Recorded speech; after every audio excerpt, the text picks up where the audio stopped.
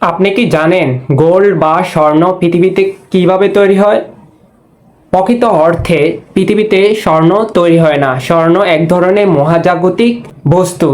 একমাত্র তারার বিস্ফোরণ বা তারার মৃত্যু হলেই সেখানে স্বর্ণ উৎপাদন হয় এবং সেই স্বর্ণ বিভিন্ন উল্কাপিণ্ড কিংবা মহাজাগতিক বস্তুর মাধ্যমে পৃথিবীর বুকে মিলিয়ন মিলিয়ন বছর আগে চলে এসেছিল, সেগুলো আমরা খনি থেকে বর্তমানে আহরণ করছি। এখন আপনার মনে প্রশ্ন আসে, তারার অভাবে কিভাবে মৃত্যু হয়? তারার মৃত্যু তখনই হয় যখন তারার মধ্যে হাইড্রোজেনের মাত্রা একদম কমে যায় এবং হিলিয়ামের মাত্রা অনেকাংশেই বেড়ে যায়। তখন মাধ্যাকর্ষণ শক্তি সেখানে বড় চাপ প্রয়োগ করে, যার ফলে বড় বড় তারাগুলো বিস্ফোরিত হয়। এই বিস্ফোরণের ফলে যে কণাগুলো বিভিন্ন গ্রহ উপগ্রহের মধ্যে গিয়ে পতিত হয়।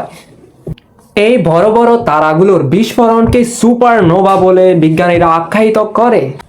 গোল্ড বা স্বর্ণ যেহেতু মহাজাগতিক বস্তু, সে কারণে এর বর্তমানে দাম অনেক বেশি, যা ক্রমশ হু হু করে বৃদ্ধি পাচ্ছে। গোল্ড বা স্বর্ণ শুধুমাত্র ঘন হাইড্রোক্লোরিক অ্যাসিড ও ঘন নাইট্রিক অ্যাসিডের মিশ্রণের সাথে বিক্রিয়া করে এবং বিক্রিয়ার পরে যে জিনিসটি তৈরি হয় সেটি হচ্ছে ক্লোরিক অ্যাসিড।